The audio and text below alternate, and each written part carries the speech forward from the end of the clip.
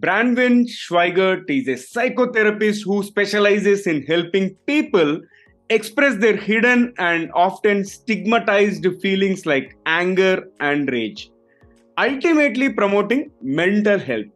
Her podcast, Angry at the Right Things, serves as a platform to assist listeners in externalizing these emotions. Brownwyn believes that sharing emotions with a compassionate person can help alleviate trauma and that feelings are meant to be shared, not endured in isolation, as this enables healing and builds healthier relationships. She's also an LMFT, public speaker, and also an author. And as you prepare to delve into our conversation on the topic at hand, why there is no such thing as an angry person, here is an exciting twist. Let us tickle her brain first. So, Brownwyn, get ready for a rapid fire round of random words. I'll mention a few, and I would love to hear the first thing that comes to your mind in response without thinking much. If you're ready, let's get started. Yeah, I'm ready. Okay, here comes the first word, creativity. Oh my God. I don't know. That's my answer. I don't know. Good one. Life. Death. Success. This is really Freudian. Okay, go ahead. Sorry. Okay, success. Racist. Wealth.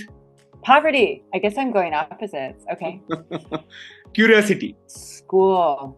Invention. Oh, creation. Future. Past. Book.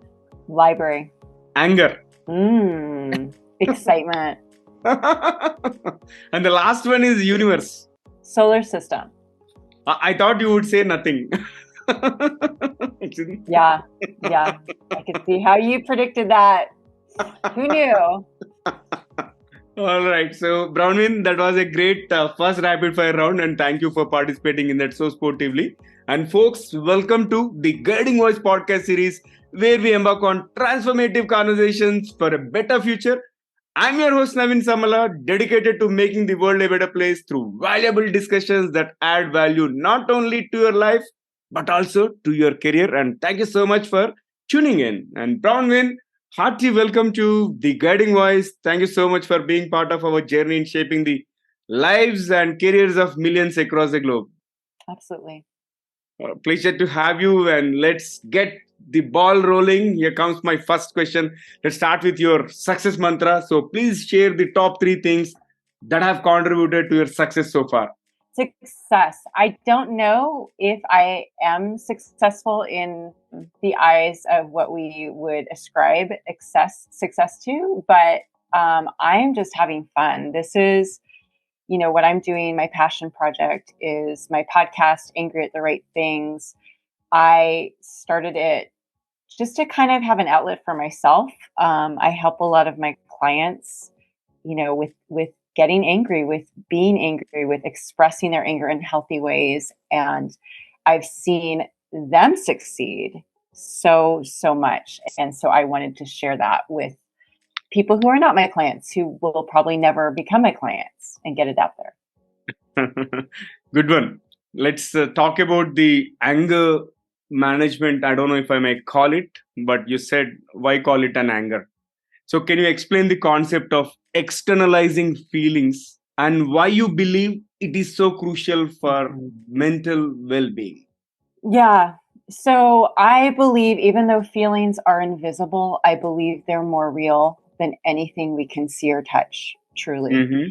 And anger in particular, I really believe hangs out in our bodies and will continue to, kind of haunt us over our lifetime if we don't express it or externalize it in a way. I believe that suppressed anger is the root of depression, anxiety, panic, psychosis, mania, most addiction and compulsive behavior. And I believe most people are haunted by suppressed anger. And most people are afraid to express it because they think that will result in some kind of regretful action. Mm-hmm. Got it. And also, Brownwyn, what led you to the realization that there is no such thing as an angry person? And how did this understanding shape your approach to therapy?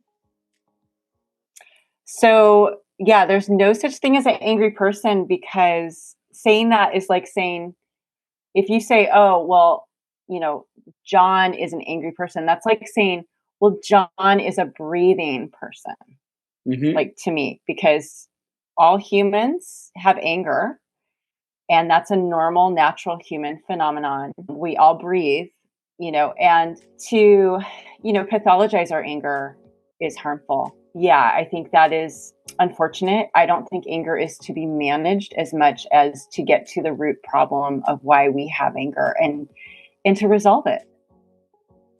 That's an interesting perspective.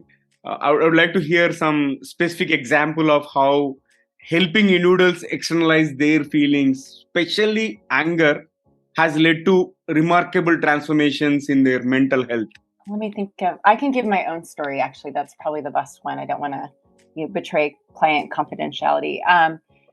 So for me, I actually became a therapist a little over 10 years ago. It was a second career for me, and I'm in my early 50s.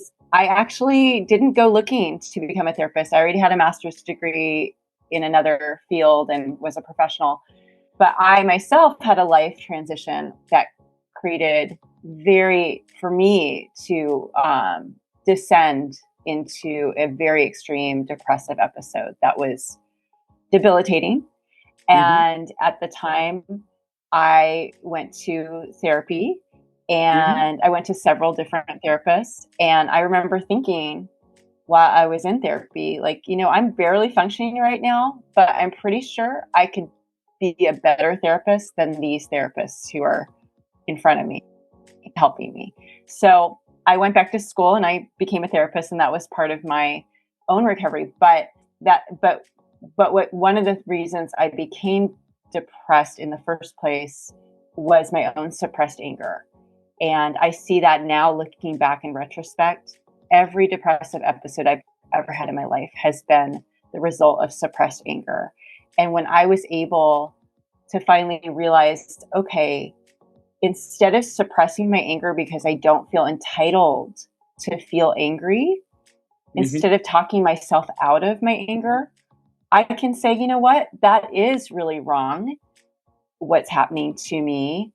I can use boundaries and express my anger with assertiveness. It doesn't make me a violent, scary person. I can just be assertive and say, you know what, this isn't working. I can't stay within this paradigm right now. Awesome. So, Brownwyn, during the first rapid fire round, you said you responded excitement when I asked you for anger. So, how do you help your clients develop a healthier relationship with anger so that they are excited and about anger themselves? I think the first key is healing our relationship with anger. And so I think our society, currently we pathologize it. We see it as something scary, something to manage, something to compartmentalize. And we fragment ourselves from our anger. And when you have another person there saying, no, actually, when that person said that, that was really wrong. That was actually wrong. Your anger is valid. It's legitimate. And you don't need to talk yourself out of it or pretend it's not there. That's the first step, is just going, yeah, that was actually objectively wrong. And so now I can move forward with expressing it in ways like, hey, that's not okay. And this is what I'm going to do if this continues. This is the kind of realization that is happening as I speak to you, and because you are bringing altogether a different dimension to this very sensitive topic, and which people are really worried about some trivial things and get angry. I think probably your sessions might be extremely helpful. Now let's move on with my next one. So you have mentioned you help people overcome conditions like depression, anxiety, and even psychosis by reconnecting them to their anger. So can you delve into some of the techniques or strategies you employ to achieve this so that your clients treat anger as excitement? Yeah, well, I would say the excitement piece I see when they start externalizing their anger first with me. So, what I have them do is say in fantasy what they wish they could have said, and they Mm-hmm. won't ever probably say to the person, right? Yeah. So, and then I'll say it for them too. I'll like what we call double. So, I'll say, so what you really wish you said was, and I'll say it for them. And having someone else kind of put into words your fantasy of how you wish you could have expressed your anger is so cathartic. And it really externalizes the anger out of your body. And they get excited because they start feeling better. And it's so funny because the next session I'll meet with them and they're like, oh, I started cleaning my room and I bought plants to hang in my house. And they start doing all these things. And I'm like, you seem like you have a lot more energy. Oh, I started exercising again. And that's the excitement, is like feeling free because you don't have trapped, fragmented anger in your body anymore. Let's take a step back, Bronwyn, and talk about some misconceptions or stigmas associated with anger and mental health. So, how can we collectively work to dispel them? So, yeah, I think anger management is a big one because it teaches you, okay, so take some deep breaths. Okay. And that's not bad. That's not bad at all. I'm not saying that, breathing is always a great idea for all of us. But it basically kind of teaches you, it reinforces that you're the problem. Your anger is problematic, not that your anger is actually an appropriate, natural reaction to something that is objectively wrong or unfair or manipulative or what have you. And so I think it diverts attention away from the root problem instead of helping us solve the problem. Go, okay, let's work on the person that keeps, transgressing boundaries or who continues to be manipulative. And then it's just symptom management. It's really managing a symptom. Like a lot of Western medicine, we're just managing symptoms instead of finding out why, we continue to have reoccurring, UTIs. Let's just treat the symptom. Let's just get rid of the UTI. But wait, why are we continuing to have a UTI? Why do we have gallbladder issues? Like, let's look at the why and let's resolve it for once and for all. Yeah. So, understanding the root cause, I think 5I technique kind of helps here, if my understanding is right. Perfect. So, we have had an incredible conversation so far, and it's time for us to add some spice to get some more excitement into the episode. So, if you're ready, let's dive into a series of intriguing rapid fire questions, the second round, just to spice up the episode further. Shall we get started? Yes, I think I'm ready this time. Okay, here comes my first question out of the rapid fire round 2. If you could have one gigantic billboard anywhere with anything on it, what would it say? Stop pretending, take up the mask. It's okay to be human. Stop pretending and remove the mask. It's okay to be human. Wow. And if you could have dinner with anyone living or dead, who would it be? Have like coffee with them? Dinner. Oh, dinner. Okay. Living or dead? Who would it be? Oh my God. My grandfather. And describe yourself in just one word. Well, one of my good friends told me I'm sharp. So I'm going to say sharp. And if you could travel back in time, which historical era would you visit? Oh, I know this is rapid. I'm going to say the 70s. Okay, here comes the next bullet. Do you have any unusual talents or hobbies?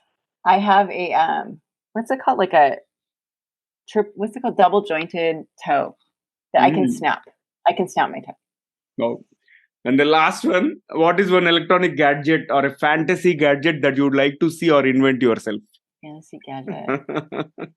I can't think of one. That's such a good question. I'm sorry. I don't know. Yeah. No problem. And it's an interesting rapid fire. With that, let's flip back to the mainstream. So lastly, as an author and public speaker, can you tell us about your upcoming projects or any resources where our listeners can learn more about your approach to mental health and emotional well-being?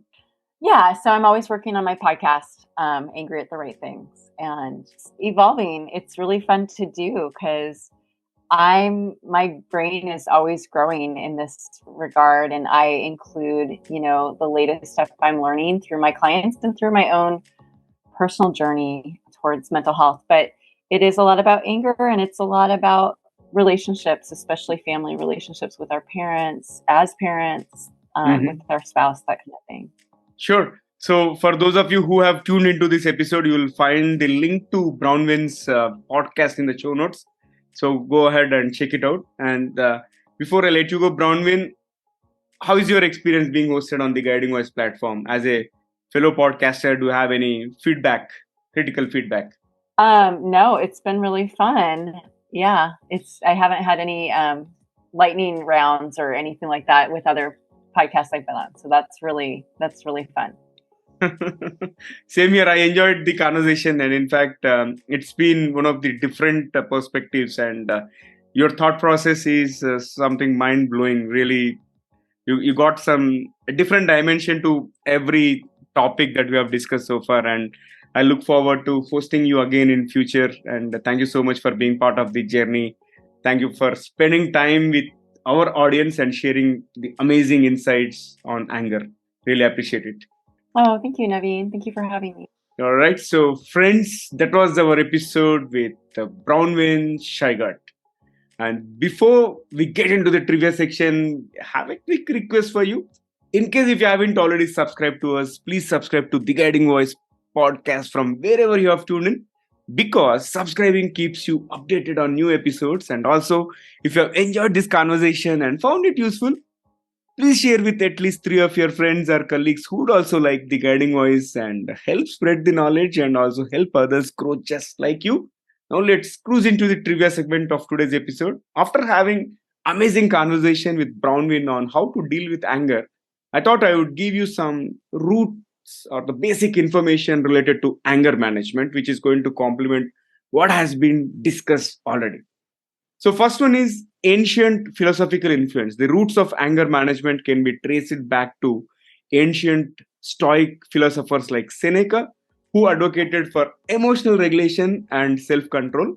And these ancient teachings laid the foundation for modern anger management techniques, highlighting the enduring importance of managing anger. And second one is about systematic desensitization. And this is developed by psychiatrist Joseph Volpe. And systematic desensitization is a lesser known but effective method for managing anger. And this technique involves gradually exposing individuals to anger inducing situations, helping them become less reactive over time. And it's a valuable approach in treating anger and anxiety. And the third is about cultural and religious practices. Many cultures and religions worldwide have incorporated anger management principles into their teachings as well as practices. For example, Buddhism emphasizes mindfulness and self-control as a means of managing emotions, including anger. This demonstrates the diverse cultural and philosophical influences on anger management strategies. So that's all from my side. Now I'm curious to learn from you.